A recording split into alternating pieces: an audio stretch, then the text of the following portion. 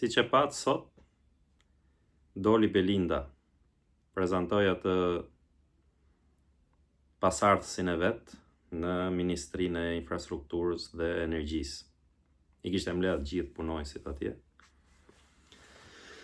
Edhe ndër gjërat kryesore që tha, ose që po duan të komentoj këtu tani, është se lat kuptohet që unë kam nxjerrë mësime nga historia e gjyshit.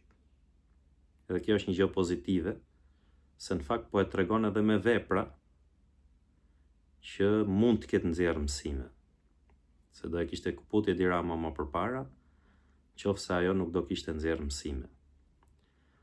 Fakti që i ikën vetë si ministre, edhe ja emëron ajo të gjithë ministrat e tjerë, qeverisë, do të thotë që ajo është mos paku bashkërtake në qeveri, për të mos thënë që Edi Rama është thjesht një kukull tani, është një lodër në karrigen e kryeministrit, cilin e komandojnë të tjerët.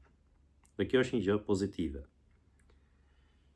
U dukte shumë qartë që i la mesazhe Edi Ramës sot, se tha unë nuk do shihni edhe këto videot që po hedh unë. Preva një dy copa nga pjesa e deklaratës saj që tha që kishte dhënë para punojësve atje në Facebook. Unë tha nuk kam as 300 apartamente, as 2 jahte, as kështu as ashtu, por nuk tha që kam vetëm një apartament. Domethënë kur thu unë nuk kam 300, mund të kesh 301, mund të kesh 400, mund të kesh 600. Kur thu që s'kam asnjë jahtë, ose do të thush që s'kam asnjë jahtë, ose jo nuk kam 2 jahte, se po s'pate 2 mund të kesh 1, ose mund të kesh 3 ose 5. Pra, i la gjërat përgjysëm gjitha. Ajo nuk është aq e paditur sa t'i lënë gjërat përgjysëm, i la me qëllim.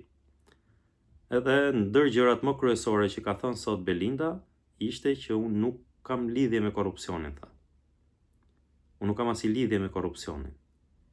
Që do të thotë, të gjitha çfarë thot Spaku për atë, ato 16.000 faqet që ka thënë Spaku, të dosjes saj, i bi që është Edi Rama. Pra kjo ishte një sfidë hapur për Spakun, për t'i thënë që nuk jam unë, është ai, se unë s'kam lidhje me korrupsionin. Edhe kjo zëven fakt si logjik. Zëven si logjik sepse gjitha aferat korruptive që bëhen në Shqipëri, që kanë bë pushtetarët në Shqipëri në vlera të mëdha, po them, i kanë bë me detyrim për kryeministrin. Kështu që Belinda është e qartë shumë për atë që thotë, që unë këto afera korruptive nuk i kam bë unë, po i ka bë dikush tjetër, le të kuptohet ajo, që ai dikush tjetër dihet kush është, Edi Rama, te i cili nuk ja mban Spakut që të shkojnë. Nuk ka guxim Spaku që të shkojnë. Madje nuk ka guxim as të marrë më masa për Belindën tani për tani. Edhe i pjesë tjetër, kur tha për aferat korruptive, tha dhe pastaj për Ramën, tha ajo është modeli im. Pra unë kam ndjek një model. Modelin e Ramës e din gjithë, që është me lejet e ndërtimit në Bashkinë e Tiranës, derisa e shkatroi Tiranën në mënyrë të pakthyeshme, edhe derisa ditët e sotme që u bë kryeminist ka shkatruar gjithë Shqipërinë. Pra ky është modeli të cilin un kam ndjek, thot Belinda, dhe ky është modeli më i mirë, sigurisht ashtu do thoshte. Gjëja tjetër më interesante është se sa përmend modelin thot edhe për veprat. Na kemi bë vepra, thot. Kemi bë tunele, kemi bë rrugë. Ndërkohë që rrugët që ka bë kjo me në krye modelin e saj, Edi Ramën, janë sot praktikisht janë të pakalueshme, janë të shembura. Rruga e Librazht Prenjas, që u shem për fajt të kompanisë që i kanë dhënë këta atë tenderin për të bërë rrugën. Qukës Qafploçi i përlan 260 milion euro. Llogaraja është nën hetim. Këtë du t'ja thot Spakut Belinda, po du t'i thot Spakut që unë i kam hedhë ato firmat atje për t'i marrë firmat turke tjetra ato 50 milion euroshin për Edi Ramën. Ose Spaku duhet kërkojnë tani, ti thot Belindës, nuk jeti e korruptuar, kush është? Pyetje që me sa duket ky kryetari i ri i Spakut është në gjumë, ose nuk guxon t'i bëjnë.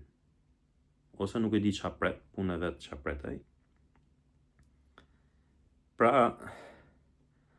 kemi bë rrugë, thoshte, kemi bë vepra që do ngelen, tani thot do vi ky që ka vuar të zarin e vet ministër tani, do vin ky thot edhe do zojnë vendin tim që të hecin punët përpara, mos pengohen, do thonë të hec autostrada e vjedhjeve për llogari të shefit madh, që dihet kush është, dhe të vazhdojnë projektet.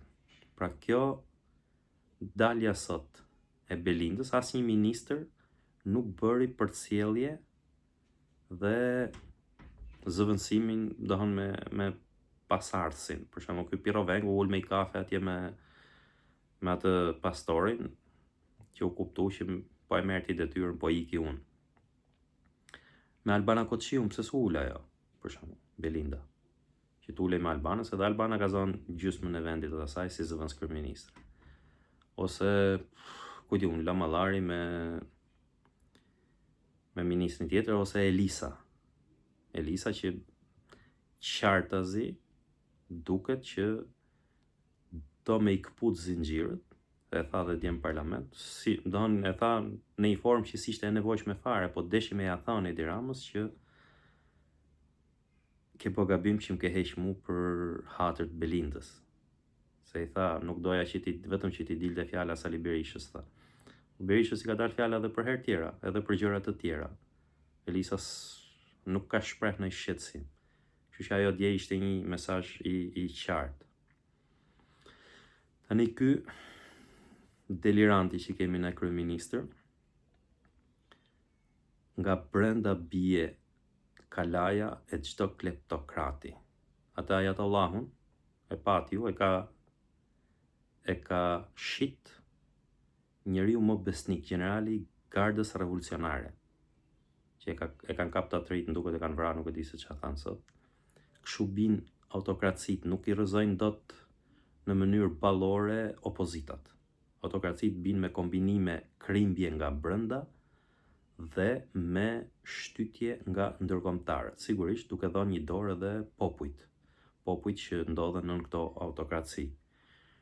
Shqiptarët njëherë kanë ngel pak, njëherë nuk e